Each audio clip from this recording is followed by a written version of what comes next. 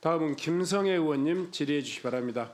네, 경기도 고양시가 김성애입니다. 박찬진 사무총장, 송봉섭 차장 지금 뭐 사표를 내는 게 자녀의 의지라고 말하는데 모든 국민이 분노할 만한 얘기죠. 어떤 과정을 통해서 선발했는지 지금 다 보도가 되고 있는데 사표를 받는다 맞는다의 문제가 아닙니다. 우리 후보자님 이런 경우에는 사표를 받는 문제가 아니라 법적으로 조치를 취해서 잘라야 되는 거 아닙니까? 징계해야 되는 거 아닙니까? 어떻게 생각하십니까?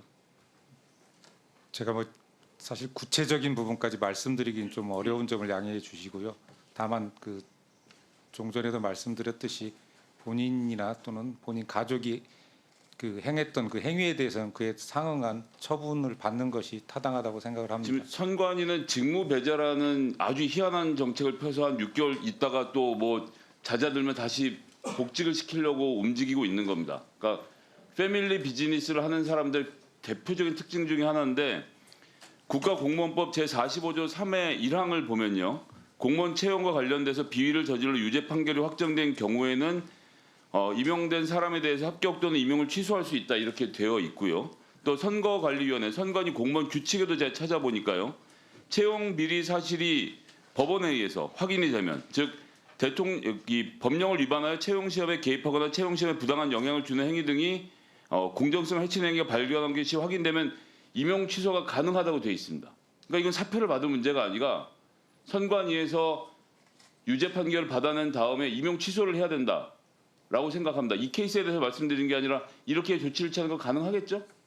예, 법에 정해진 절차가 있다면 그에 따라 조치를 취하는 것이 마땅하다고 생각을 합니다. 사무총장님, 제가 드리는 말씀은 절차가 있습니다. 그러니까 무슨 대기발령이니 뭐니 이렇게 피해가실 생각하지 마시고. 예, 법령 검토를 저희가 다 했습니다. 지금 그 말씀하신 국가공무원법이 2021년 6월 8일 날 개정되고 그 부칙 3조에 의하면 시행일, 지금 6개월 후에 시행이 됩니다. 2021년 12월 8일로 시행이 되는데 그 부칙 조항에 의하면 그 45조의 3, 지금 채용 취소에 대한 규정이 시행 이후에 채용된 자에 한하여 실시된다라고 돼 있습니다. 그래서 지금 저희가 그걸 다 검토를 해봤는데 지금 연루된 10명의 그 비리 채용자 그 자녀에 대해서 보니까 한 명만 그 법 이후에 그 채용된 사람이고 9명은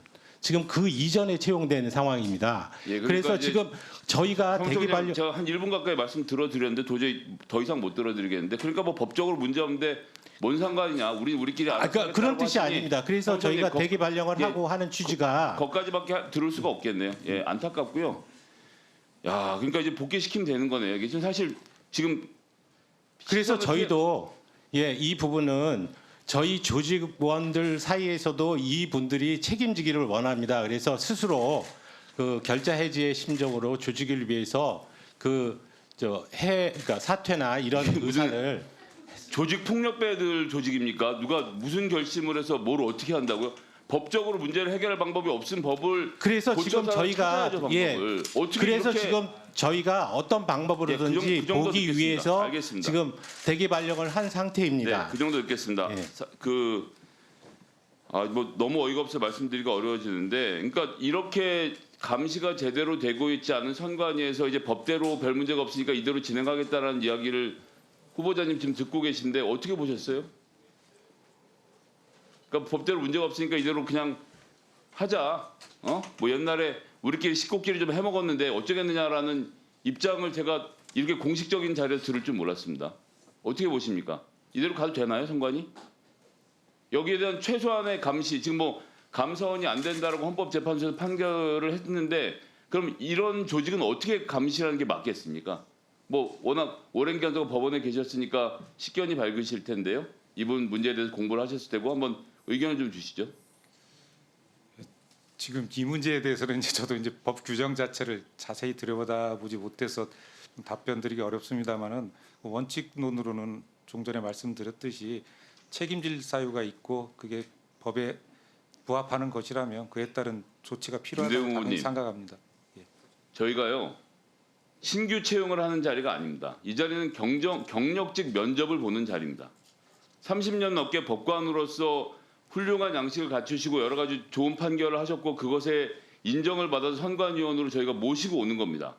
잘 운영해 달라고. 그런데 여기 와서 잘 모르겠다라고 하시면 아니 그렇게 오랜 기간 동안 관련된 문제를 다뤘던 분도 모르신다고 하시면 누가 이 문제에 답을 내놓을 수 있습니까? 그러니까 공무원의 태도로서 잘 모르겠으니까 앞으로 하겠다라는 두루뭉술한 답변을 계속 일관하니까 부정선거 여기까지 판을 치는 겁니다. 이래서 안 된다는 얘기를 정확히 해야 되는데 그런 답변들을 못 하고 있는 거죠. 제가 예를 하나 들어보겠습니다. 저희 이번에 그 대통령 윤석열 씨가 했던 여러 가지 발언들에서 변호사들이 헌법재판소에 했던 얘기 한두 가지 보여드릴 건데 한번 보시고 말씀 한번 주시죠. 첫 번째는 그 윤석열 측의 탄핵 심판 2차 변론 당시의 변호사 주장입니다. 한번 들어보세요. 해킹 및 투개표의 전반적 조작 가능성이 발견됐습니다. 선관위 시스템이 외부망 침투 등의 공격에 취약하고 국내는 물론 중국, 북한의 해킹이 용이하고 투개표 데이터에 대한 전반적 조작 가능성이 농후했습니다. 자, 이거 잘 아실 텐데 국정원이 보안 컨설팅을 하던 당시에는 모의 해킹이었고 국정원은 시스템 정보 자료를 제공했고 게다가 침입 탐지, 차단 시스템, 보안 시스템을 적용하지 않은 상태에서 해킹이 이루어졌습니다. 그리고 우리나라 투개표는 투표지라는 실물에다 도장을 찍는 거잖아요. 그래서 공개 수개표라는 방식을 취하고 있기 때문에 이 정보 시스템하고 기계 장치는 보조 수단에 불과하고요. 지금 현장에서 94,655명이 개표 과정에 참여하고 있고 투개표 참가진 포함하면 59만 3천 명입니다. 이 사람들 매수해서 부정선거를 저지를 수 없는데 자 저런 음모론자들의 주장에 대해서 후보자님 입장 한번 좀 말씀해 주시죠. 저는 부정선거가 있다고 생각하지 않습니다. 저 주장에 대해서 말씀을 달라고 구체적으로 말씀드렸습니다. 저 주장 자체가 뭐 객관적 근거가 있다고 생각하지는 않고요. 대법원 판결에서도 역시 그런 부정선거가 있지 않고 저런 조작 가능성은 있지 않다라고 명확하게 판단한 것으로 알고 있고요. 거기에 저도 동의하고 있습니다. 네.